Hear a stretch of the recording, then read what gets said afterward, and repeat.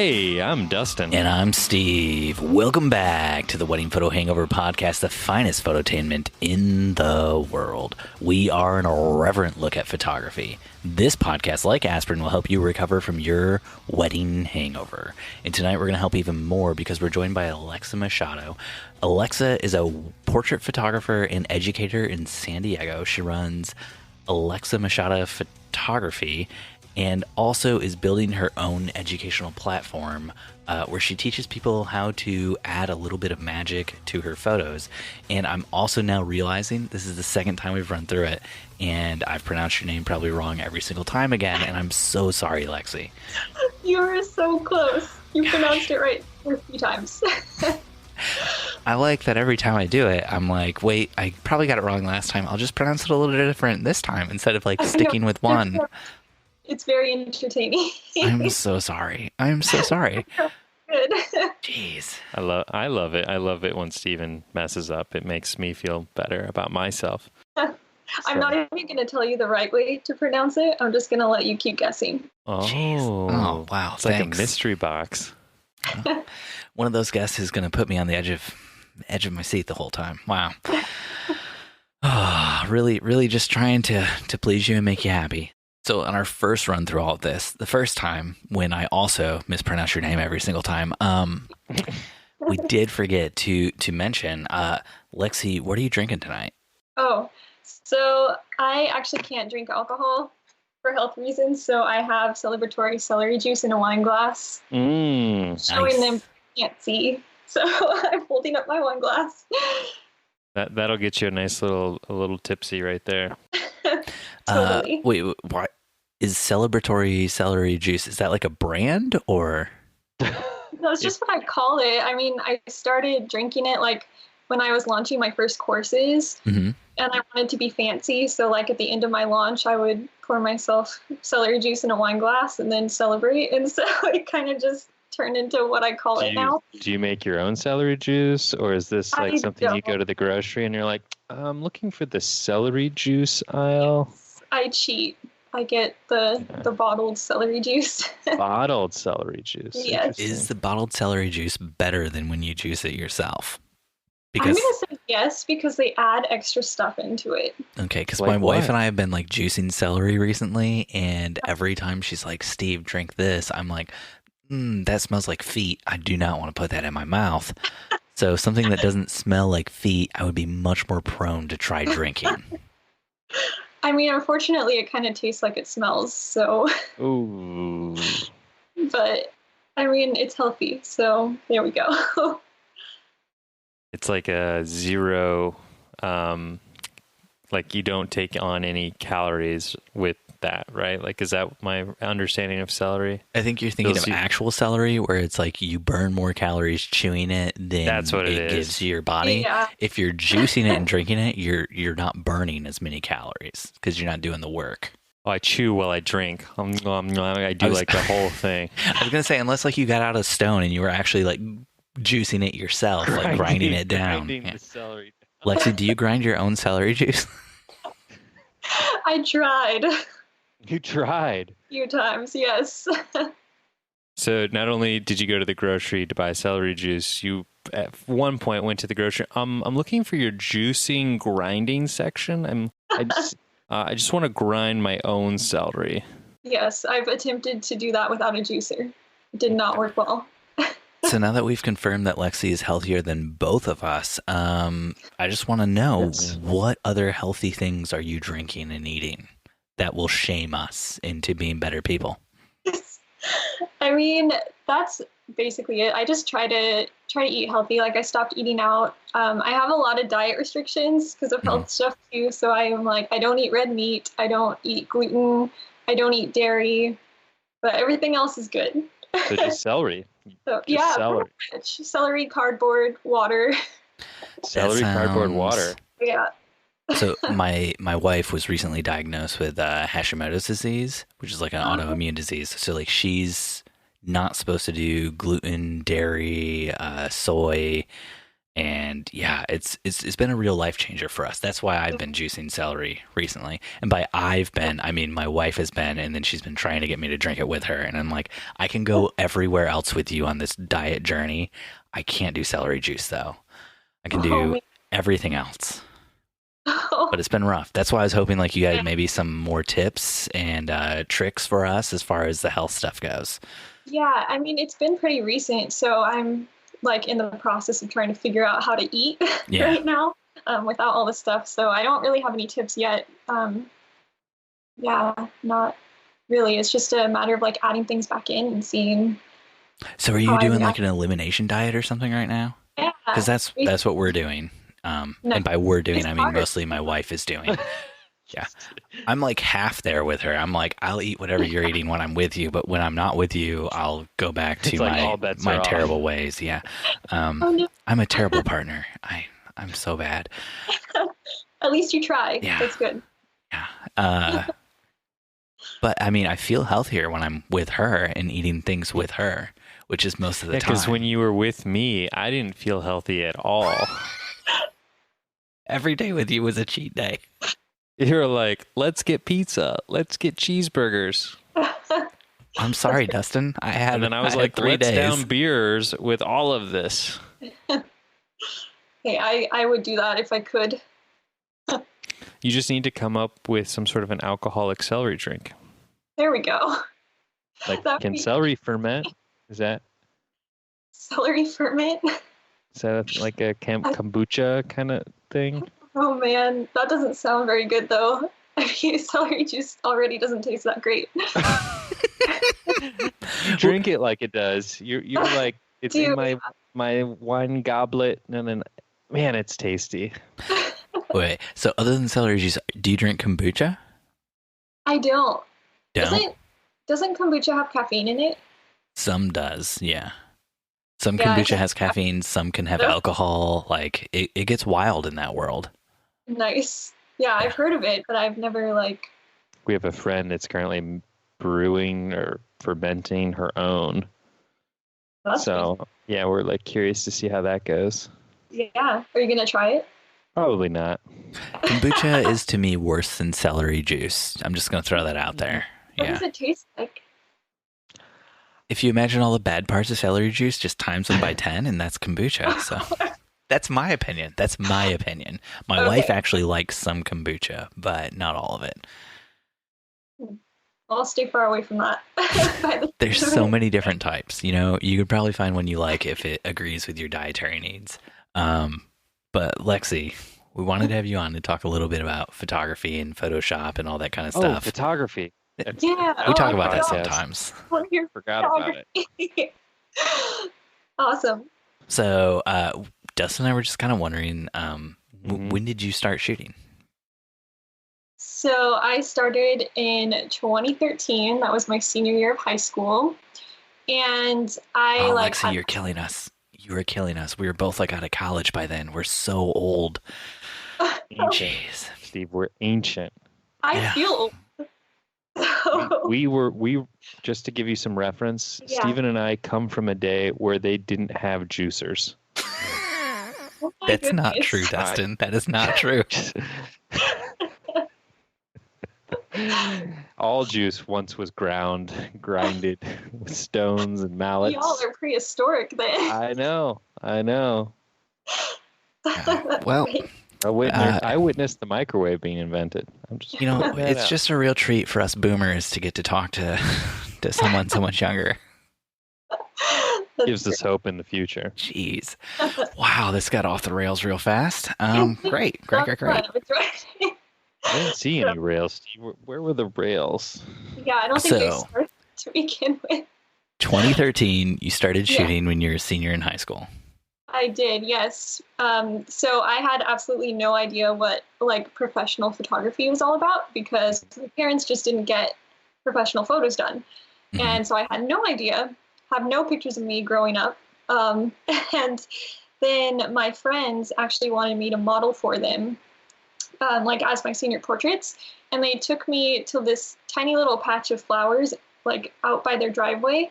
And then they showed me how to like manipulate the angles and stuff to make it look like it was a huge field of flowers instead of just like a little patch of flowers. And I remember I just fell in love with the editing process, and they didn't even show me a lot of it, but I was like, I want to do that. So ever since then, like that's how I got started basically. And I got my DSLR, my first DSLR that summer, and the rest is history. Nice. Yeah. Do any of those friends still shoot? They do, yeah. Oh, awesome. It's funny. They're in my photography group right now, and it's so cool. Oh, that is so cool. Wow. Isn't it? That's Yeah. great. I mean, I'm friends with basically like zero of my friends from high school still. So I love hearing that it's a possibility for some people who are better at maintaining social relationships than I am. I only have like 3 of them left, but still. So do they have other jobs, or are they like full-time photographers, or? No, they're just hobbyists, or like they do some sessions, but that's not their job at all. And that's how I was for a long time too, until like 2018. I started getting into it like full time. So yeah, it's been quite a journey for sure. Yeah, I feel like that's why a lot of photographers have trouble maintaining friendships from high school, is because like those people go on to have 9 to 5s, and then we're working like nights and weekends and all crazy hours, and it's very hard to relate to those people after that point. Yeah, sometimes it is. I feel that like now too with my group of friends, because I don't know anyone who's like an entrepreneur. It's basically me, and everyone else is working 9 to 5, so it's really hard. I forget they work, and I'll ask them to like hang out in the middle of the day, and they'll be like, oh, we're normal people with jobs. Yeah. Yeah. You're like, so am I. I'm a normal person with a job. Yes. Just a better I one. just created that job, and I'm in charge of that job. I'm my own boss at that job, so. Yes. So you can go suck it, because I need better friends now. Wow. Wow, dude. Yeah, and this is why I have no friends. There we go. That's why I have this podcast, Lexie. Sorry. I don't feel bad for you at all. My therapist says I shouldn't cry. Your therapist is wrong. You should cry a lot. Wow. So you've been shooting for the past 7 years, it sounds like? Yeah. It's been about 7 years. 2 years in the professional deep end. Yep, for sure. Nice. Yeah. And at what point were you like, I've been shooting, feel like I've accrued enough knowledge, like I feel like I need, was it like you felt like you needed to start teaching other people, or you just wanted to do it? Like what was the impetus there that made you kind of like dovetail into this teaching segment of your life that you're in now? Well, I really wanted to. I think it was just like, I'm kind of like a mindfulness hippie, so I like to meditate and stuff, and that's kind of how I build my business. Is I'll just like meditate, and then I'll get a gut feeling for like which path I should go down, and it's super weird and kind of woo-woo, but yeah, it's not that weird. Like I go up for runs, and that's how I figure out what I want to do. And by runs, I mean brisk walks, and by brisk walks, I mean I have a beer in the backyard, you know. While watching a neighbor run. Yeah. Or mow the lawn, you know, whatever.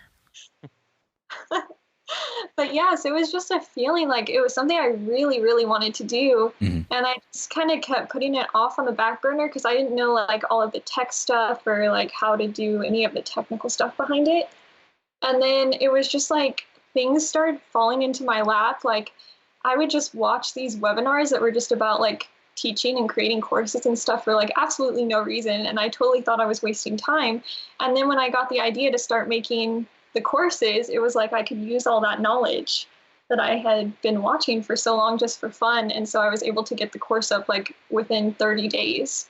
It was pretty cool. Yeah. Wow, that's crazy. So then like your knowledge as far as like everything you do when you're shooting, when you're editing, like where does that come from? Is that just like watching like stuff on YouTube? Did you go to school for it, or like what's the like how did you evolve as like a photographer on your own? It was just trial and error for the most part.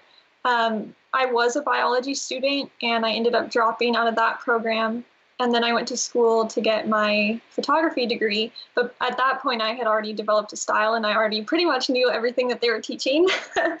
That's always frustrating. I know, yeah.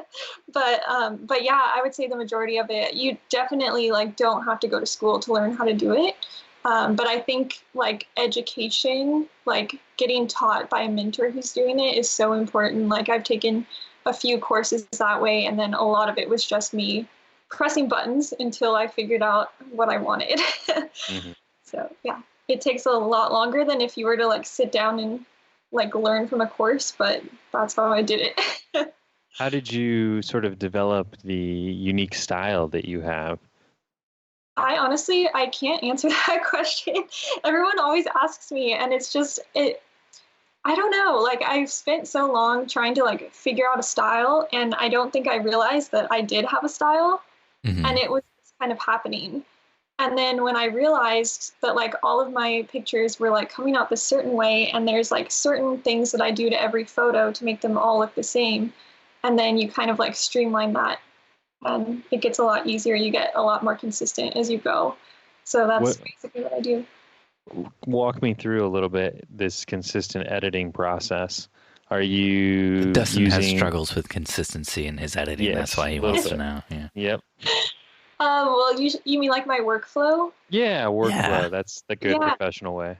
Okay, so usually I take the pictures into Lightroom, and then I just do like the basic adjustments, and then I put it into Photoshop, and then everyone's gonna be like, oh my gosh, but I like to use selective color.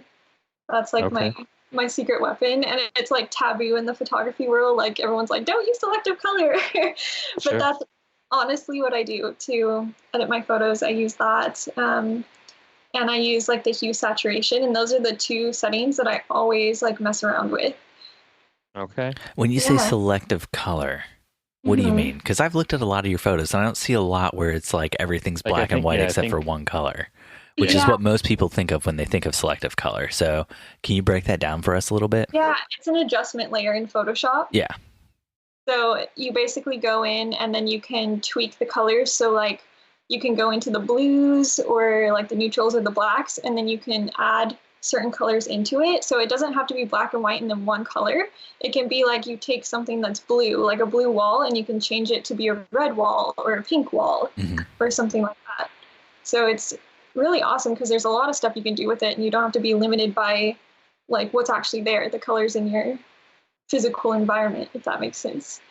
Yeah, and I think looking at your work, that's kind of what gives it some of that like fantastical kind of like dreamlike essence to it, is it feels like you're playing with the colors a lot, and there's like a lot of like rainbows and a lot of pinks and blues. Like it's very happy work. Like it makes me happy to look at your work.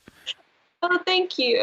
That's what I try for, so I'm glad it's Do you ever have clients that don't understand the level of manipulation behind your work, or is there like an education in that process where you show up to the photos and the clients are like, I don't understand, like there's no pink flowers here, like I don't understand, like I don't see any butterflies?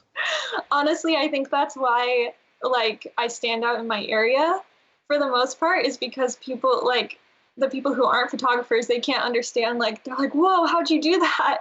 And it's just really cool to show them like the before and the after, because I don't edit the photos until after they pick the ones they want edited. So they get to see what it looked like beforehand, and they get to see like their actual photo, you know? And so it's really cool to kind of show them that process. And sometimes I'll film, like do a speed edit, and I'll send them the video so they can see like how much manipulation is involved too. And I really like doing that because I think a lot of people don't realize how much work goes into editing. And so if I can like educate and make it entertaining, like I'd love to do that. I love that, because then it's like, you didn't like the photo and you want your money back. Can't you see how much work I did though? Like, come on. Charge like per minute for your editing. It's like, here's the exact time card. I know I made a time lapse and it's still 30 minutes. No, I'm joking. But... No, to be honest, like that's how some of the edits are. So do you find your clients like giving you input now that you've been doing this so long, where they're like, oh, I really want to see like purple flowers instead of blue flowers, or I really want to see a pink sky versus, like, are they starting to influence your editing versus you say, whoa, whoa, whoa, whoa, back off, bro. Like, this is my art. Let me do my thing and make this masterpiece for you. And then you hang it on your wall, you look at it, you be happy, and we'll call it a day. For the most part, I try to stay away from that approach. Like, I have my creative work that I do for me, but when I'm working with clients, I always try to like create the image that they have in mind to the best of my ability. Sometimes I have to sometimes I have to tell them no for certain things, but for the most part, I try. Like, they'll come to me and be like, oh, can we do like a session with mermaids? And I'll be like, sure, let's do it. And then it's kind of like a collaborative process. Mm-hmm. So we talk about how we can do that with the tools that I have available and then stuff like that. So, yeah. So the gloves are off. Your clients are going to listen to this. Let's just be honest. It's only photographers listening. What's the weirdest thing a client has asked for? The weirdest thing? Oh, yeah. I think it was probably when they asked me to like Photoshop their clothes and their jewelry differently. Like, they wanted me to actually go into Photoshop and remove their necklaces and stuff because they decided they didn't want them in the photo. They chose to wear the necklaces. I'm so angry for you. I mean, it was cool because I got to like, I had never done that before. And so like, I took it as a challenge and I did it and it worked out well. So there was a learning process involved, but for sure, that's definitely the weirdest thing I've been asked to do. Oh, that is crazy. Yeah. I hate crazy Photoshop requests. Yeah, I just send it off though. I just send it off. You send it off. What's the most challenging thing you've had to do in Photoshop for one of your clients? Ooh, I think probably like with anything where they ask me to do something that I've never done before, and I'm like, I do tell them up front. I'm like, okay, this is the first time I'm trying this, but I think it's just like fear of the unknown because I have the skills to make it work for the most part, but it's like Frozen 2 just jumped right into my head on that one. Into the unknown? Into the unknown. That's a song. Oh, I still want to see it. That should be your anthem. But yeah, so I think it's just with anything like trying something new for a client has been like the hardest thing, but then you get over that and then you learn how to do that so you can do it for all of the other clients as well. So it's just constantly a learning process, and I haven't really said no to anything. So, and it's worked out pretty well. I just like to dive in. Would you say no to a wedding? Yes. Hard stop. Yeah, hard stop. You don't want to go through and add your magical talents to like 800 to 1,000 photos? I know, that's exactly why. I don't want to like mess with the bridezillas either because that stresses me out. Just say like, hey, I'm shooting weddings now, but I'm not taking bridezillas. Like that's, if you're very upfront with people. I'm just going to throw this out there. Dustin's been shooting for at least 10 years. My wife and I have been doing weddings for 10 years.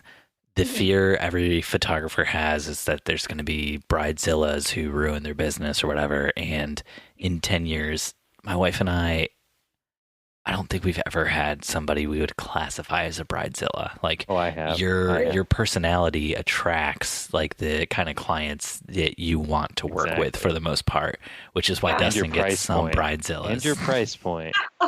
So if you start your prices high, typically that eliminates the crazy. Right. Wow. See, everybody I know is like, I don't want to raise my prices because I'm afraid I'll get bridezillas then. No, that's just when you get momzillas. The momzillas come at the higher price point because they're living vicariously through their daughters because they're like, I'm spending this much money. I want all of the things. Oh my goodness. But I've realized that trend too in like portrait photography. The higher you raise your prices, like the better clients you get. It's easier. And that's what I tell my brides when they're like, why are you so expensive? You're like, I just want better clients. Yeah. Like you. I want you to be a better client to me. And that comes with you spending another $1,000. That's great. We're going to spend another $1,000 today for you. This is like counseling. It's just for your wedding though, and it's to your photographer, not a counselor. And It's so going to make you a better person. This works on a sliding scale, Lexie, too. So if your portrait clients are ever like starting to be questionable, like you're like, oh man, I don't know if this portrait client's for me. They're not that good.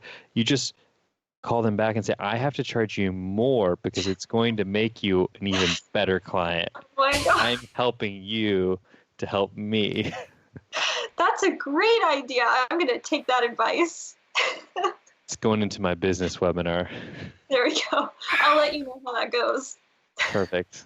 So, Lexie, how long have you been doing the teaching side of your business for? Where you're teaching other photographers like how to edit, how to add like different elements and things, how to work with Photoshop and Lightroom and stuff to create different sorts of looks, styles, effects with their photos? Not very long, since November. Oh wow! Nice. Yeah. Fresh. It's fresh. 2 months, yeah, and it's really been amazing too. Like I already have a lot of students, and it's so fun. I realized I love teaching. I think I love that more than the actual like photography side of stuff, because I just want people to like have the resources to make like creative art. So tell us a little bit about this teaching platform.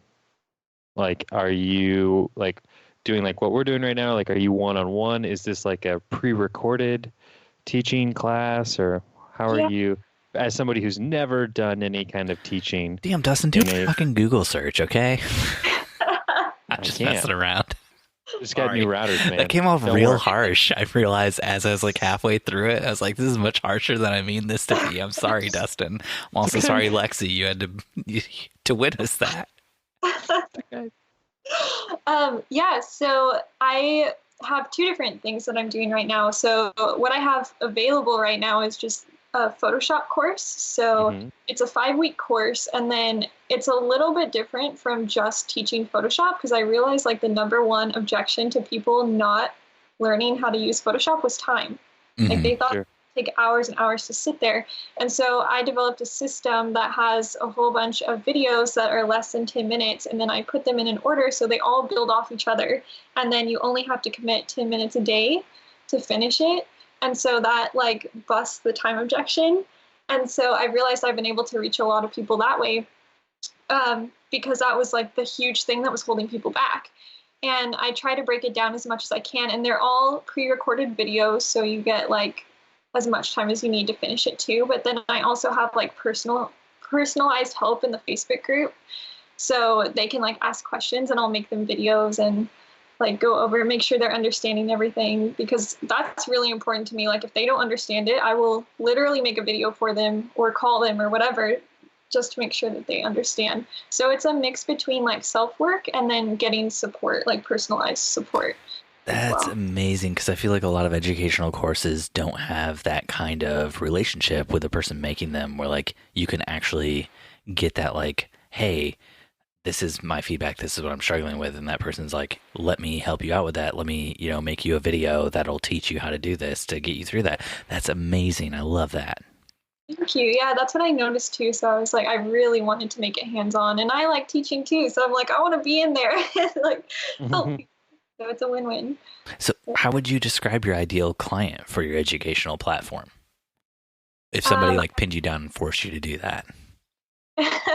I'd say like people who are wanting to transition from Lightroom to Photoshop, or beginners who are just wanting to jump into Photoshop.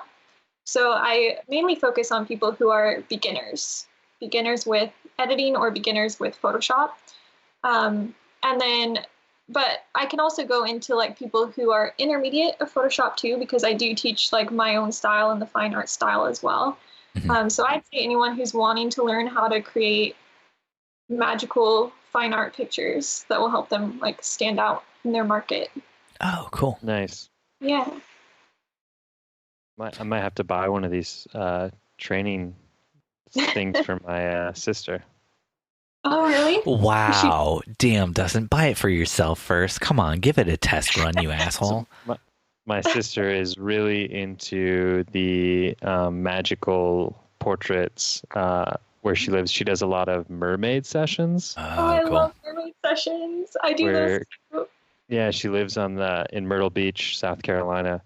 And so she makes the mermaid tails herself, and then Oh, so she does very similar where she's like dropping in these like magical skies and giving all the photos like this very like yeah. ethereal type look. Dustin, Yeah, we've been doing that's this awesome. podcast for over 2 years now on a weekly basis. Why have you never told me this about your sister before? Because I'm the only photographer in my family that I care about. Oh, that's harsh. Well, I guess, now when listeners listen to this, they'll be like, this is why Steve has been so mean and harsh to Dustin this whole time. So, It could be because I'm like secretly bitter that I've been a photographer for over a decade, wanting to shoot more weddings and things in South Carolina. And my family who lives there has never referred me, never gotten me any work. And then my sister decides to get into photography like 2 years ago, and she's booked every single weekend doing weddings and then every single day doing portraits. Yeah, it's just like is that obviously really what you want to say about your sister with her sweet baby right now? Is this really the bitterness you want to bring onto this podcast, bud? Yeah, yeah. Okay. I mean, I thought I was being the bitter one this episode, just, harshly like taking you down a peg every single time, but you just want to bring this on yourself Take now. myself a peg. There we go.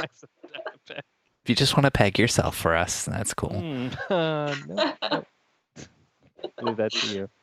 Leave it to you. So, Lexie, you recently posted in your Facebook group that your marketing/ad funnel for your educational stuff had become profitable. And I was just wondering if you could tell us a little bit about that, because I don't use a marketing ad funnel for like anything that I do. I don't think Dustin does either. Maybe that's something we should institute for the podcast, but we haven't. So, what's your goal there, and like how did you turn that into something that actually turned a profit for you?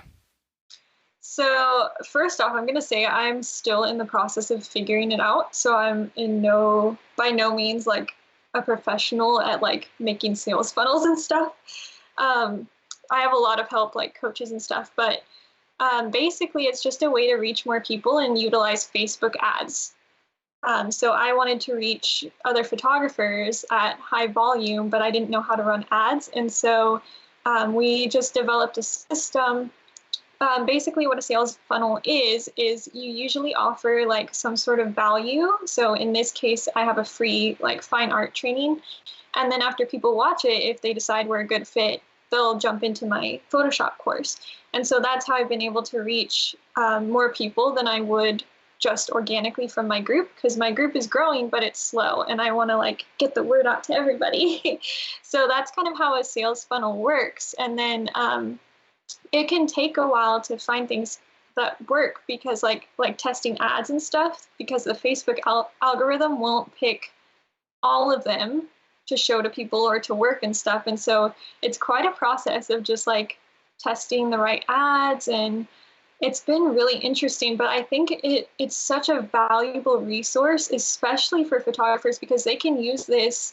Like my clients are photographers that I want to attract on Facebook, but photographers can also use it to attract clients for photo shoots as well. And I think it's so important because a lot of people don't know how to do it or get confused by it. And so I feel like sales funnels aren't used a lot in this niche. So that would definitely be something to look into for photographers wanting to attract more clients too, would be to like create a webinar or give some sort of free value in exchange for the problem if Steve and I ran a sales funnel is we have no value add. So that's kind of where the rub is. We'll take this episode we just made with Lexie and we'll put it all behind the Patreon. Oh my gosh. We'll take like 5 minutes of her explaining what a sales funnel is, and then we'll just put that on Facebook. There we go. Because that's most of the ads I see on Facebook now are for photographers teaching other photographers how to run a sales funnel. And it's their sales funnel that's like bringing them in to teach them how to. That's how you know it works. When you get sucked into the sales funnel, that's how you know it's a good person to learn from. In a funnel within a funnel within a funnel, learning about funnels. Yeah. Yeah. I think it would be really cool though, like once I get good at it and figure out how to do it, like without a coach helping me, I'd like to branch into that, like teaching other photographers how to create funnels like that for their own clients and stuff. So then you have to create a mini course about making sales funnels and then say, oh, by the way, if you liked this and you would like to hear the last 5 minutes of my presentation, The last 5 minutes. sign up here. It's where all the goods are, shown. We pull back the curtain. There we go. Yes, I'll make a funnel for a funnel. Hey.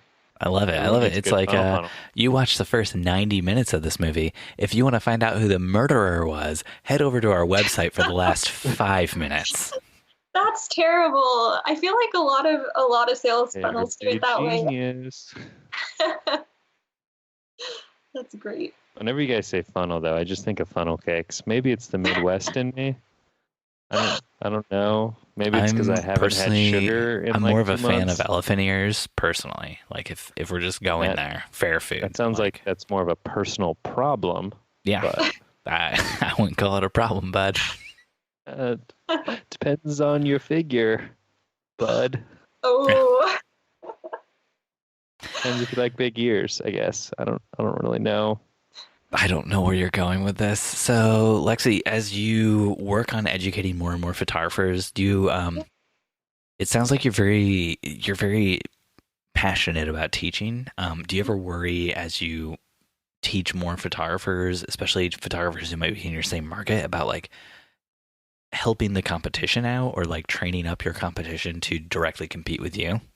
Yeah, well, I think like in the beginning, that's what stopped me from making the course, because the people who I would talk to about my idea, they're like, well, you're just going to create more competition for yourself. And then, but it's like you start thinking about it and really the impact that I want to make, like there's only so much I can do by myself, right? Mm-hmm. And so like I want to create lasting impact. In order to do that, I can't just utilize my own skills.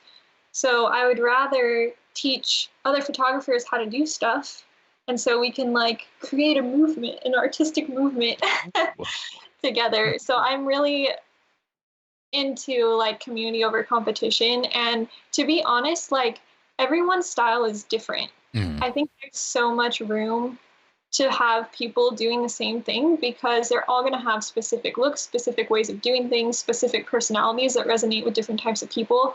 And so that hasn't really been much of a concern to me at all.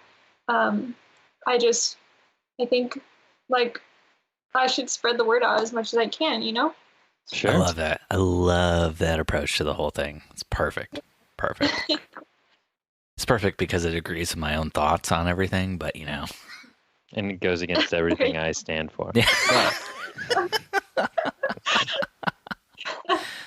So, Lexie, if you're cool with it, we want to do like some Q&A with you. It's just like weird questions we found on Facebook. Is that something you feel comfortable with doing? Let's try it. Yeah, I'm down. All right. Slightly scared, but down. Let's do some Q&A. But Steve...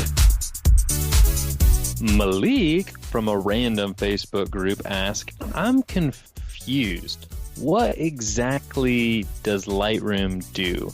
What is different about it from Photoshop? And I added some words in there because it wasn't like... Yeah, no, read it the way it was written, Dustin. Yes, please do. I went to lengths to copy and paste this for you. Yeah, I'm sure Grammarly was like, what are you thinking? It was super upset with me. It threw up so many red and green lines. All right, from the top. All right. Malik from a random Facebook group asked the following. I'm confused. What exactly Lightroom do? What it different from Photoshop? Well, am I supposed to answer this like seriously? Well, Malik, you should start with Microsoft Word and learn how to use appropriate grammar when asking questions in a public forum. What exactly grammar do, Dustin? You want to tell me that? You want to tell me how when my clients come to me, what grammar do for me? Okay, because I'm working on my salesmanship here, and I want to know how your salesmanship different from my salesmanship, okay? What it different?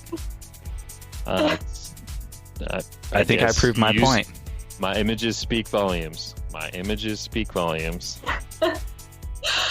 All right. Well, I guess if we're answering the question as if it was written with good grammar. Take it away, Lexie. Take it away. Yeah.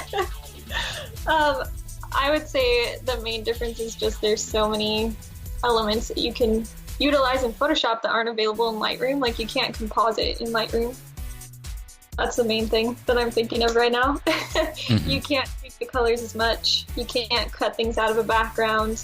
I don't know. To me, I've just always been a Photoshop girl because I can do more with it. So if somebody came to you and they're like, Lexie, I'm having trouble creating these, let's call them fake IDs in Lightroom. Would you be able to help me out with them in Photoshop? I'm not a Photoshop girl per se. Would you be able to assist me? You would say... I would say, what exactly do you need those for? Art. Uh-huh. You sound like a Photoshop criminal. I'm taking you to Photoshop jail, and I'm going to lock you up for a long Photoshop time. Put me in that Adobe. I mean, it sounds pretty tempting. I would be tempted to say yes to that.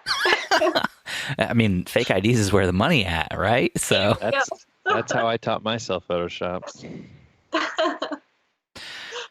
So Eric from a random Facebook group asks, I'm working on an edit, and I just need to know, how many de-shelled turtles in underwear is too many to Photoshop into my headshot? Wow. What? I would say no amount of de-shelled turtles is too many. De-shelled turtles in underwear is too many to Photoshop So into... I think to get into the headspace, though, Lexi, I gotta know, when you say that, are you thinking like little turtles that crawl on the ground? Or are you thinking like Teenage Mutant Ninja Turtles? I'm thinking of like the actual turtles, in underwear without a shell, and then like just make a backdrop full of them. Just like an entire backdrop. Why are these turtles wearing underwear, though? Like, that's what gets me. The shell is the underwear. Is it? I thought the shell was the clothes. But the shell's on the top. Like, how does that... Doesn't it, like, wrap all the way around? Like, it's not... So, just process this. When you imagine a turtle biology. When you imagine a turtle wearing clothes, it's like it puts the dress, the suit, whatever, over the shell? Yes. I would say yes. I have to look back at pictures of Franklin. Isn't Franklin a turtle? Oh, yeah. Did Franklin even have pants? I think that's the real question. Franklin, he just wore a shirt. And that was only when he did sports. Normally he just had a little bandana handkerchief thing and a hat. 1997. I was too old to be watching Franklin. Franklin was Donald Ducking? Is that what I'm hearing? This whole time Franklin's been naked? This whole time we've been showing our children pornography? Turtle pornography. This whole time. Yikes. Nick from a random Facebook group asked question. I did some family minis this fall, and despite having a specific location, I had one family insist on moving to another. It wasn't far, but I purposely didn't go there because it was always crazy busy. There were 3 other groups doing photos on this bridge when we got there. I agreed to Photoshop out some kids that were playing on the top of the bridge, but now the mom is asking to have the blanket her kids were sitting on Photoshopped out. What would your response be? I feel like if this was going to be an issue, something should have been said before the photos were taken, right? I don't know. I might have a weird answer for this, but I'd say yes. I would do it. I do it in some of my clients already. So I don't know. I don't see a big problem with that. I guess it's just like asking to get the necklace Photoshop off. Do you charge extra for these kind of requests, or do you just like do it? I do if they ask me for it to be done, but sometimes I'll go in and see a photo and I'll be like, this would look better. So if it comes from my own brain, if I decide to remove it, I don't charge them extra. Mm-hmm. But if they if like in your own brain, you're like, this person would look better with a peg leg. I'm going to take their leg off. don't worry, I'm not Yeah, charging for that it's- amputation. And then they have a unique portrait that you don't. Exactly. I saw this sweet 3-year-old baby girl. I thought she would look better with a peg leg, a hook hand, a bandana over her head, and an eye patch over one of her eyes. Like that is what spoke to me when I saw her. Has nothing And if you with me see binge watching Pirates of the Caribbean. the parrot flying into the frame, it's about to land on her shoulder. Like this is just what like her essence, her aura spoke to me. Like we were vibing the whole time, and that's the vibe. Exactly. Yeah. Is that how you sell it to the parents of the children? For sure. Yeah. Cool. But if they're like, "Hey, can you give my daughter a peg leg?" You'd be like, "That's gonna be I'd be some like, cheddar." For sure. Oh, that's gonna be some cheddar. Like I had a Peter Pan thing going with your daughter. Peg leg doesn't really fit with Peter Pan, so you're really killing me here. Gotta charge more to combine the two themes. Yeah. Yeah. Peg leg Peter Pan. Pirate Peter Pan. Wow, you're right. That I would definitely charge extra for. There we go. I mean, that Nice. takes a lot of work. That takes some heart and some soul, you know? It's like maybe a pirate eating like Peter Pan peanut butter. Ooh. there Why you does go. your brain always go to peanut butter? It's a gift and a curse, Stephen. Has this happened before? My blood is part peanut butter. Oh, It Makes was something I was born with.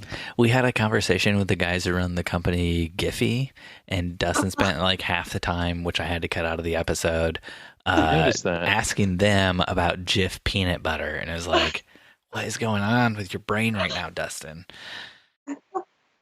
I just had this genius marketing plan for them where I said you guys should set up a second booth and have it. Oh where you're gosh, giving no.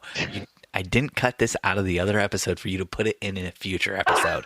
I'm just gonna work it in to every episode. A short from a on random out. Facebook group says, "Can I just draw someone into a photo of they weren't there? What's the worst that could happen?" Were you like in the photography group, Stephen, called like "We Don't Speak Proper Grammar for Photographers"? Those are the only photography groups I'm in that are Gotcha.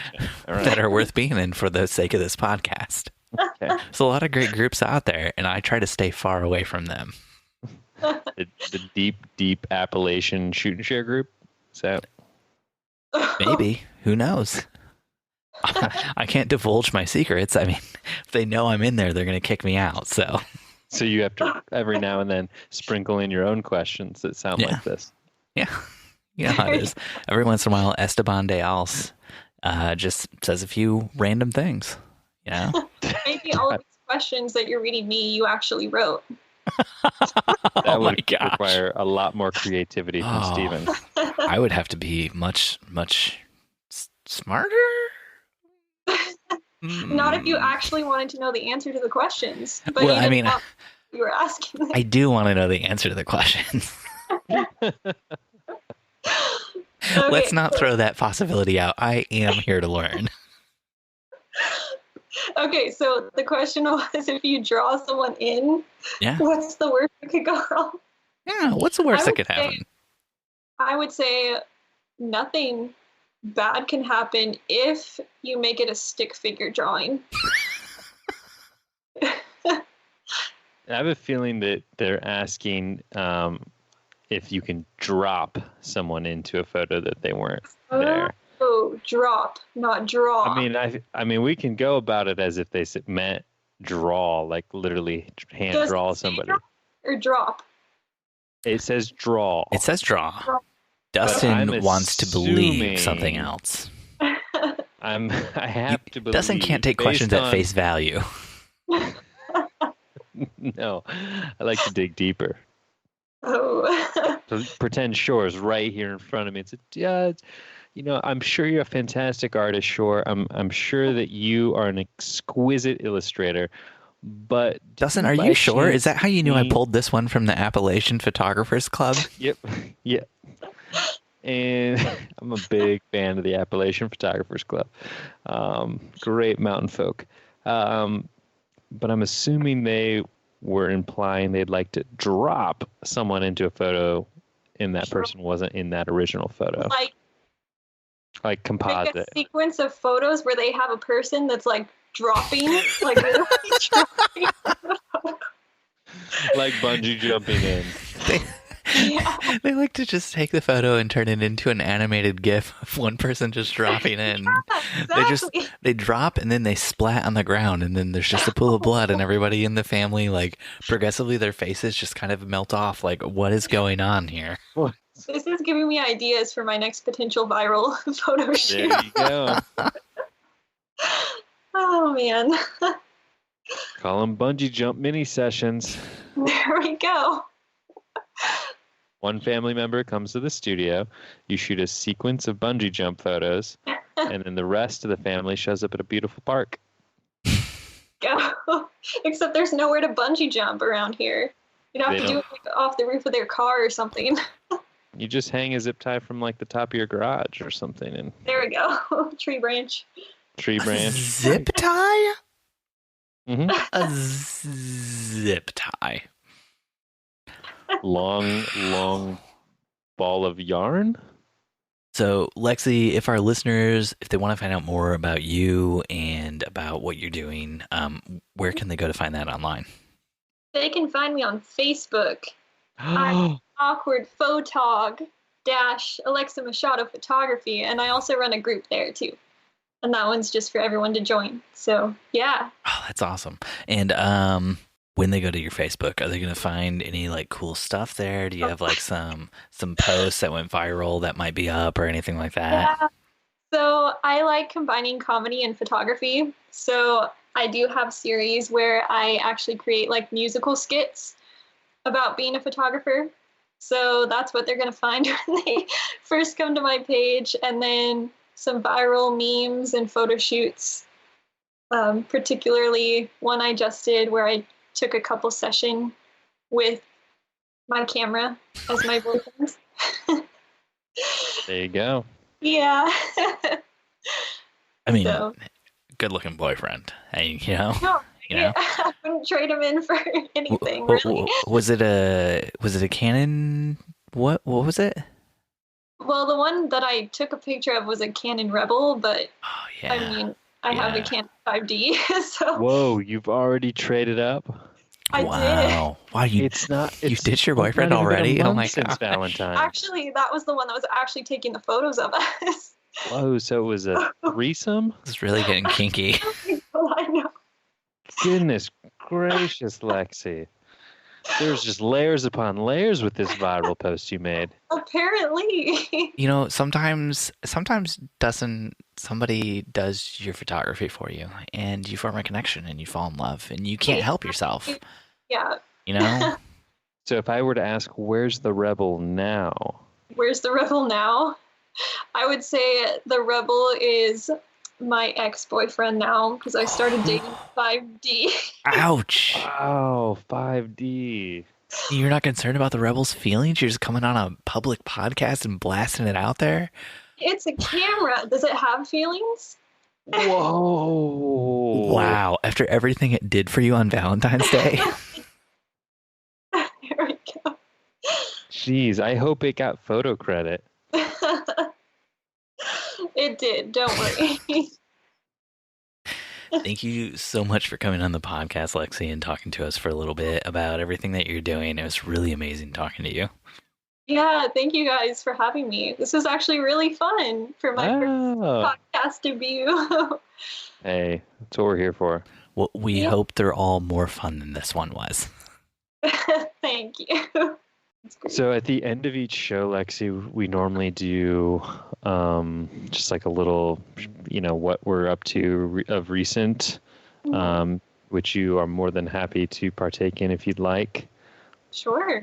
Just like what you're reading, what you're watching, what you're into. Totes forgot about that part. Yeah. Mm-hmm. Yeah. Lexie, you usually close out the show by sharing like things that we're into right now. I just said all of this to you.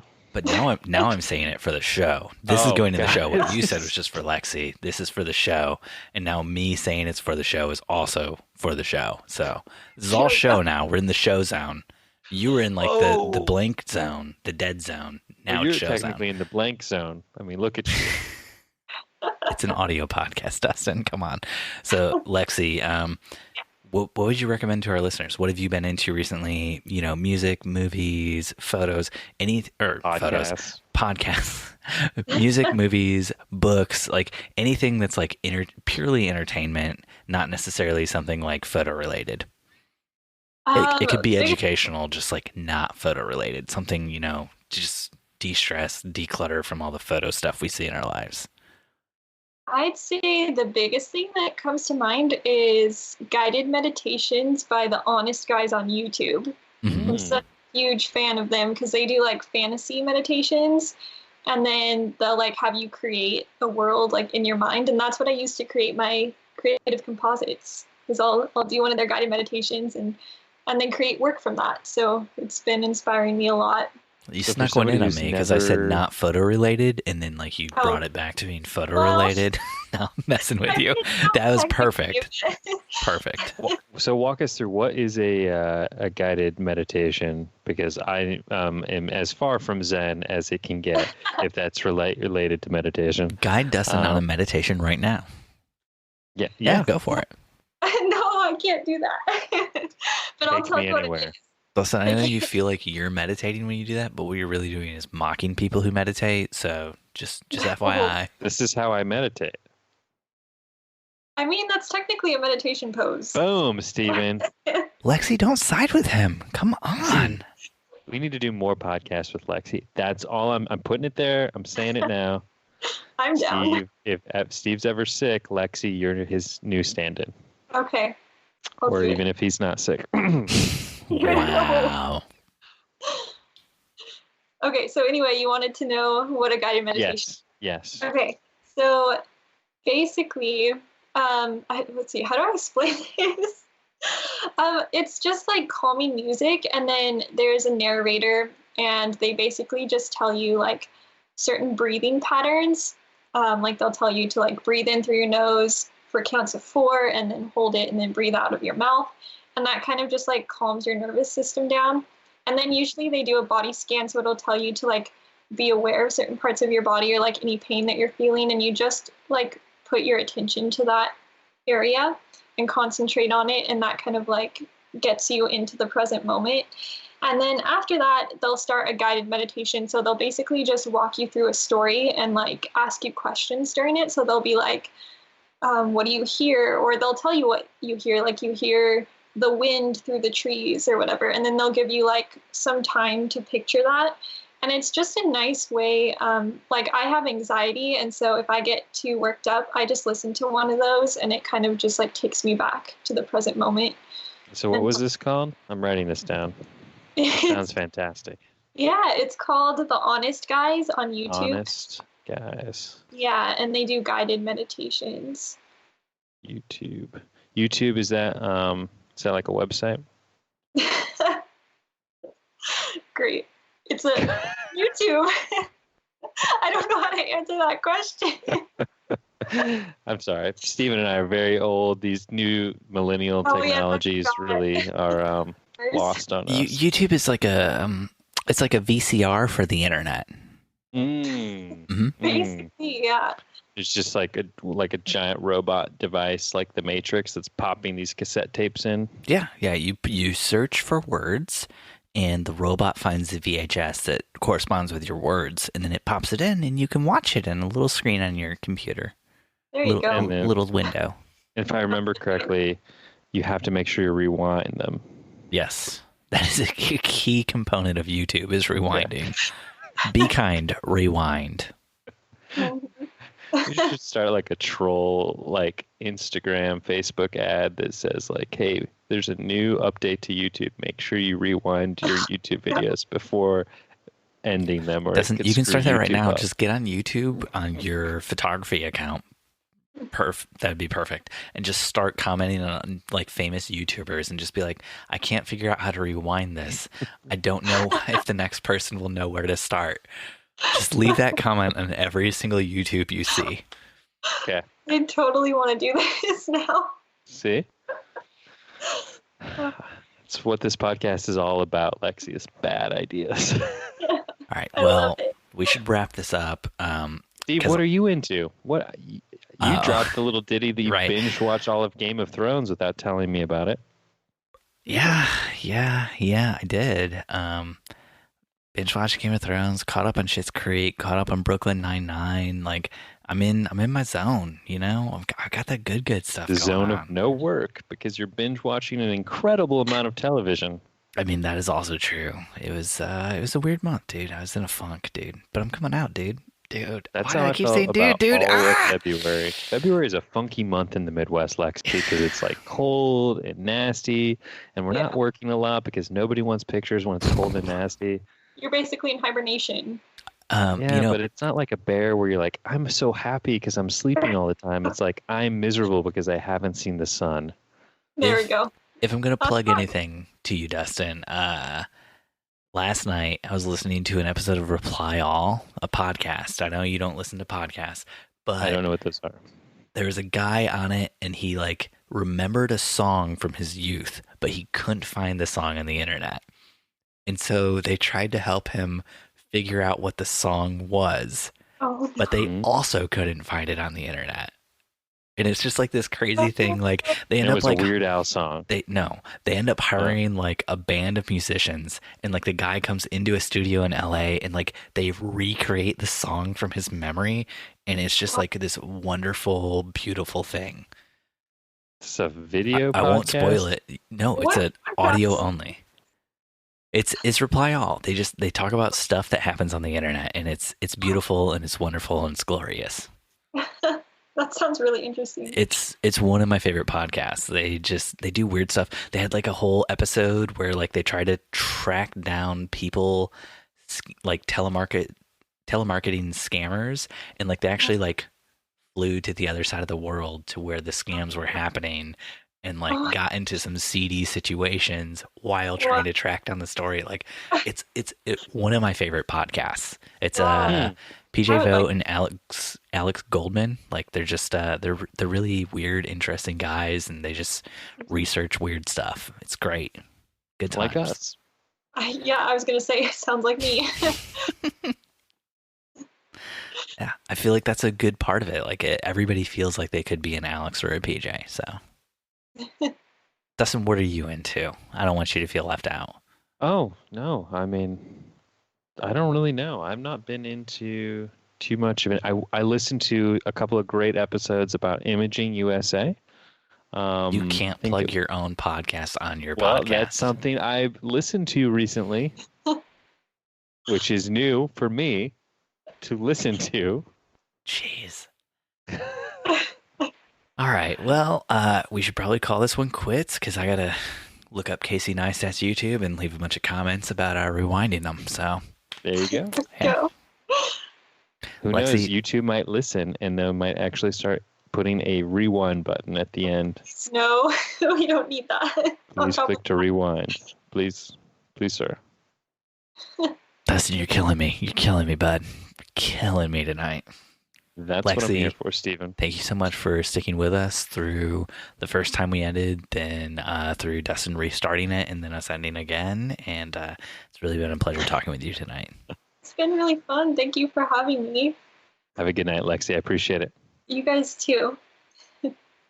Have fun. It's a Friday night and still like a young night for you. So yeah, it's like 7 o'clock there, right?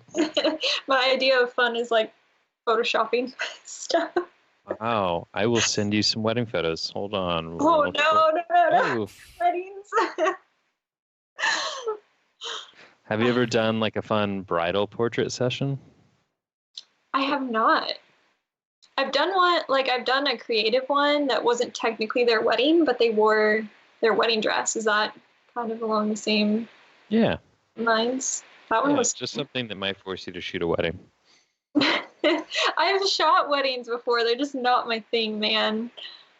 Mine either, but I still do them. I admire you to be able to do that. Did you say it's not your thing, Dustin? I'm going to cut that out, make a little audio clip of that, and send it out to all of your future brides or potential brides in like a political smear campaign that I'm apparently just now coordinating against you. So Man, Hey. this has been a really great night. Thank you so much, Lexie, for coming on. Well, It's been great, really like blazing Dustin up all night, acting like I'm real cross with him when I'm really not. But hey, I rented my salsa booth out tonight, so I'm super happy.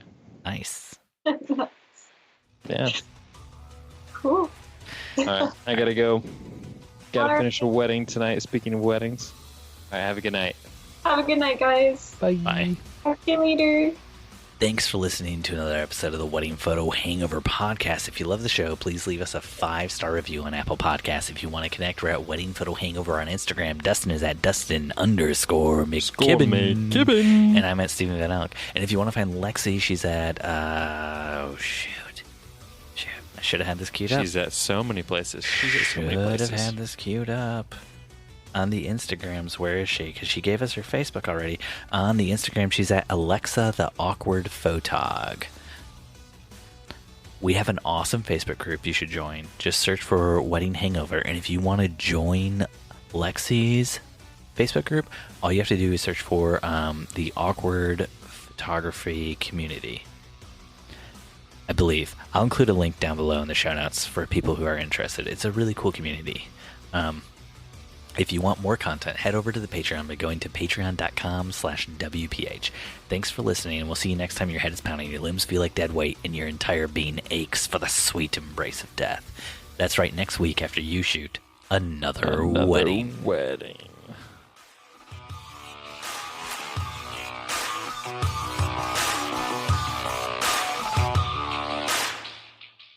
No amount of de-shell turtles is too many.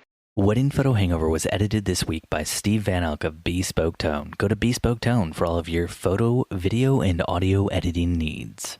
Woo-wee!